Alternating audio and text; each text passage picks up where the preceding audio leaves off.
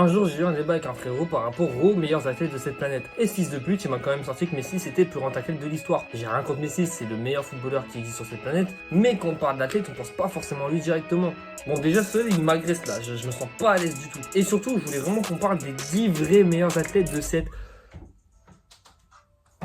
Frérot, fais comme si t'étais chez ta mère aussi. Et ferme ta gueule. Et c'est ok.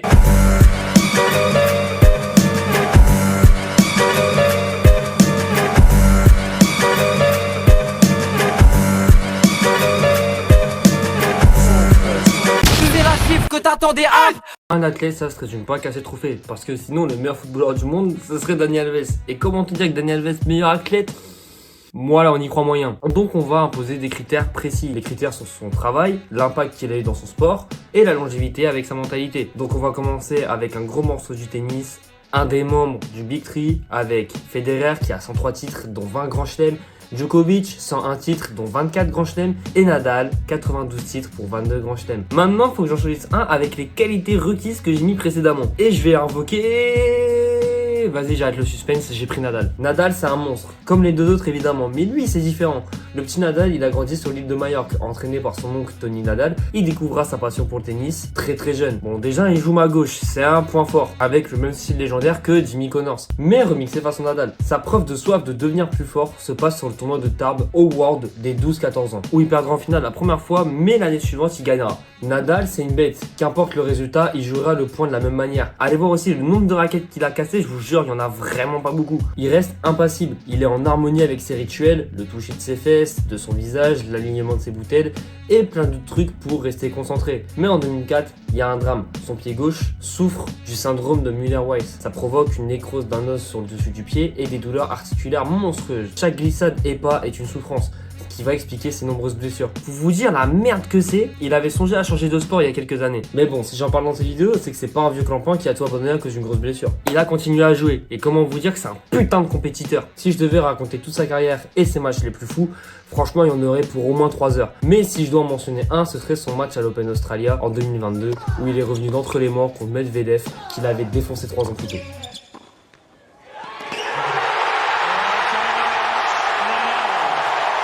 It's the miracle in Melbourne.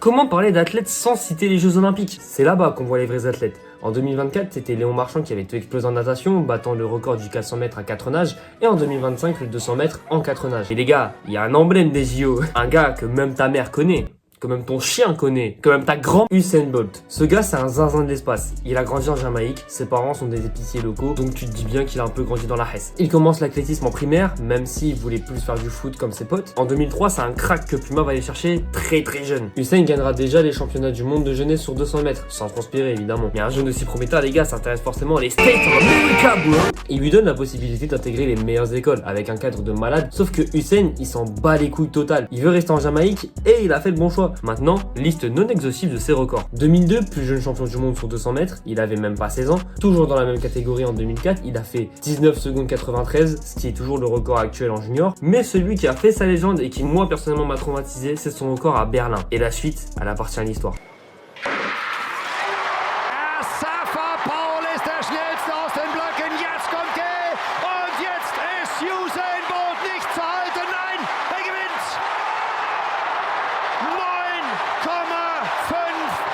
Pour cette troisième icône, on va partir du côté de Louisville dans le Kentucky. À 12 ans, un enfant se fait péter à son vélo et il dira au policier qu'il veut frapper le voleur. Le policier lui dira « apprends d'abord la boxe ». Son nom, vous le connaissez tous, c'est Cassius Clay. Et il va montrer très vite que c'est lui le GOAT de la boxe. 1960, médaille d'or au Géodrome. 1964, première bombe, il détrône le monstrueux Sonny Liston et devient champion du monde poids lourd. Il avait 22 ans. Juste après son titre, il change de nom pour un nom iconique de la boxe. Mesdames et messieurs, Cassius Clay est en réalité Mohamed Ali. Durant cette période, il se battra pour les droits civils et fera une déclaration choc. Pour ceux qui savent pas, durant la période où Mohamed Ali a boxé, il y a eu la guerre froide et la guerre au Vietnam. Durant cette guerre, il refusera de s'engager avec l'Amérique car aucun Vietnamien ne m'a traité de N-word. Suite à cette déclaration, il sera retiré tous ses titres, suspendu de la fédération et il fera même un séjour en prison. Mais suite à ça, il sera une des plus grandes figures du droit des Noirs aux États-Unis. Mais les gars, j'en parle parce qu'il a repris sa carrière quelques années plus tard. Dans les années 70, il fera 3 combats légendaires, dont le Fight of Century, sa première défaite face à Joe Freezer, Joe Freezer. Un duel avec une intensité monstre. Son match au Zaïre, c'est pareil, c'est un match contre le colosse George Foreman. Tout le monde croit qu'il va perdre, mais il utilise le Ropodob no Jutsu et le KO au 8ème round. Et pour finir, son retour contre Freezer est en 1975. C'est le combat qui a le plus marqué Mohamed Ali dans sa carrière, où il dira même que c'est le combat qui le rapprochait le plus de la mort. La fin de sa carrière, elle est marquée par son combat contre la maladie de Parkinson. Mais même affaibli, il reste une force. On se souvient tous de l'image d'Ali tremblant mais digne en allumant la flamme olympique d'Atlanta en 96. Il est mort en 2016, mais il laissera un héritage derrière lui. Mohamed Ali n'était pas juste un boxeur avec un jeu de jambes à la Messi Prime, c'était un rebelle et un humaniste. Il a prouvé qu'un champion c'est celui qui se relève même quand il ne peut plus se battre. I'm gonna show you how great I am. Pour l'avant-dernier de cette vidéo, je vais être un peu dans l'émotion parce que là les deux derniers sont très importants dans la vie de beaucoup de gens qui me regardent parce que vous savez que cette chaîne c'est un peu la famille et tout, t'as vu, t'es mon gars, je suis ton gars. Donc, on va mettre une musique épique. Le 26 janvier 2020, je sais pas vous, mais moi ça me reste en travers de la gorge et j'en ai des frissons rien que de citer cette date. Car ce jour-là, on a perdu une icône. Et même si cette icône est partie, son esprit est toujours là. Car pour l'avant-dernière de cette vidéo, je vais vous citer l'homme qui est dans la meilleure intro YouTube du monde, Kobe Bryant. Et promis, je passe pas une heure à raconter sa vie. Et si jamais vous êtes intéressé par ce que je vais dire sur ce passage, n'hésitez pas à aller voir l'excellent documentaire de NBA Story et de Compte de foot. Oui, compte de foot qui parle de basket. What the fuck, mais va voir, je te jure le doc il est bien. Car nous ici on va juste parler du principal et de son impact digne d'un shonen. Kobe, déjà très jeune, il est perçu comme un tryharder du basket. Il est drafté à 17 ans en 96 par les Hornets. Oui, la draft de 96. Oh, c'est une petite draft, t'inquiète même pas. Je crois il y a des petits joueurs genre Ben Wallace, Steve Nash, Ray Allen et Allen motherfucking Iverson. Tu sais c'est qui Iverson? Tu sais c'est qui Iverson? Il y a eu des arcs de Kobe dignes des plus grands animés, comme son duo avec Shaq, avec le triplé de 2000, 2001, 2002, sa traversée du désert avec les critiques envers son égoïsme, et son retour en sommet en 2009-2010 contre les Celtics. Et surtout son match du 22 janvier 2006, où ce taré a claqué dans la tronche de Toronto 81 points. C'est le deuxième plus grand total de l'histoire enregistré. Je sais pas si vous imaginez le délire. Si je prends le dernier match en date à l'heure où je tourne ces vidéos des Lakers, c'est leur match contre Dallas. Et d'ailleurs, ils ont gagné à 124 points à 100 et des brouettes de l'autre côté. C'est comme si là, Kobe, en gros, il avait laissé 43 points à sa team. Je te laisse le temps de te mettre à l'info. Et donc, du coup, tu veux le résultat qu'il a mis contre Toronto? 122 à 104. 122 à 104. Le gars a scoré plus de 70% des points de ta team. C'est bon? Bref, Kobe, c'est également une mentalité qui est également son surnom, le Black Mamba, qui signifie être chaque jour une meilleure version de soi-même. Et cette mentalité, ça l'a suivi jusqu'à la fin de sa carrière. Déjà, il allait à la salle de sport à 4h du matin, quand l'équipe était soit en boîte de nuit, soit au talon de GTA, si tu vois ce que je veux dire. Et même blessé, il jouait certains matchs. Ce gars, c'est un ouf. Un exemple pour toute une génération. Son dernier match contre Utah, c'est le meilleur match qu'il pouvait sortir à ce moment-là. The basket. Oh, Kobe. Oh, jacks it to Kobe. Give me the ball. Feeling it. Firing. Oh. And then the Lakers gave a foul and Kobe came out. Here he is for three. Final minute 30. Bryant from 14. Has 50. Kobe's got the Lakers last check. Bryant for three. Go! Et il dira le légendaire. Mamba out. Ça y est, nous y est. C'est le dernier de cette vidéo. Je sais que vous l'attendez avec impatience. Du coup, on va faire un petit edit sur lui.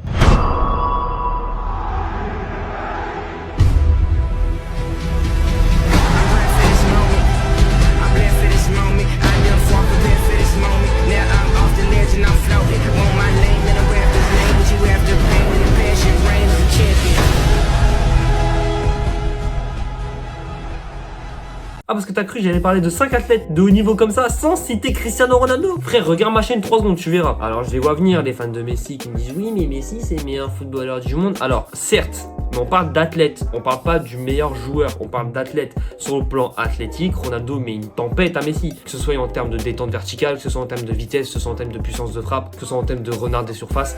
On parle vraiment de pur athlétisme. Et s'il y en a qui veulent jouer sur le plan physique, je vous mets le physique de Ronaldo et le physique de Messi, c'est pas les mêmes. Maintenant oui, j'admets, j'arrête la propagande Ronaldo. Oui, Messi est plus fort que Ronaldo si vous voulez. Mais pour moi, Ronaldo, ça reste le meilleur joueur du monde. Bref, maintenant que j'ai fait le point Messi-Ronaldo, je peux continuer? Merci. Bref, Cristiano Ronaldo, je vous fais pas un dessin, c'est une machine comme on n'en fait plus. Issu d'une famille très pauvre, d'un père alcoolique et d'une île pas connue du grand public, sa vie, elle commence très bien. Vous connaissez l'histoire, il signe au Sporting, il était mince, timide et pleurait le sang dans sa chambre car ses coéquipiers se moquaient de lui. Mais lors d'un match amical contre Manchester United pour l'ouverture du nouveau stade, il va lâcher une perf qui fera craquer les Red Devils. Ensuite, il fera plusieurs saisons moyennes là-bas, jusqu'en 2006, où là, le monstre prend forme. Déjà, il perdra son père durant la saison 2005-2006, ce qui le fera basculer une première fois, mais il y aura aussi ce match contre l'Angleterre Angleterre avec le Portugal, où son coéquipier Wayne Rooney fera faute sur lui et prendra rouge. Sauf que Ronaldo, il fera clin d'œil au banc de touche. Et ça, les Anglais, ils l'avaient encore en travers de la gorge. Hein. Du coup, durant toute la moitié de saison de 2006, il sera hué à chaque fois qu'il a la balle. Et c'est le début aussi de ses déclarations typiques Ronaldo. Maybe someone's don't like me, but because I'm too good. I don't know why.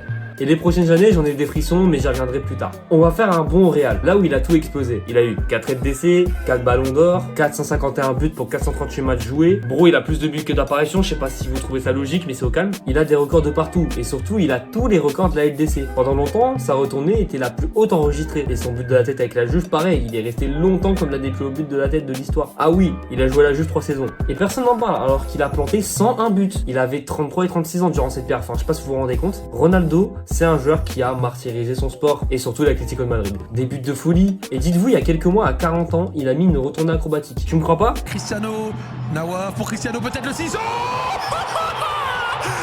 quel but de Cristiano Ronaldo pour la dernière dans ce match. Voilà, maintenant je peux plus rien dire. Il avait fait des tests physiques aussi lors de son prime physique en fin 2000 contre un sprinter pro et plusieurs autres tests et ses résultats étaient anormaux. Le gars était plus rapide que le coureur sur zigzag, normal dû à ses prises d'appui rapides dû à son sport, mais en course normale il était pas beaucoup plus lent. En saut pareil, détente verticale monstrueuse, réflexe monstrueux et bref, Ronaldo 2008 fallait pas le jouer. Attends, tu connais pas Ronaldo en 2008? Tu vois quand je t'ai dit que j'ai fait un bond de tant d'années pour aller au Real, 2006-2007, je t'en ai parlé, 2005-2006 je t'en ai parlé, 2007-2008, mon gars je l'ai encore en train de la gorge, mon gars le maillot là derrière de lui, le drapeau ici de lui, enfin de mes origines, mais on va dire de lui parce que c'est grâce à lui qu'on est connu. Tu crois c'est dû à quelle saison? Et si tu connais pas Ronaldo 2008, mange.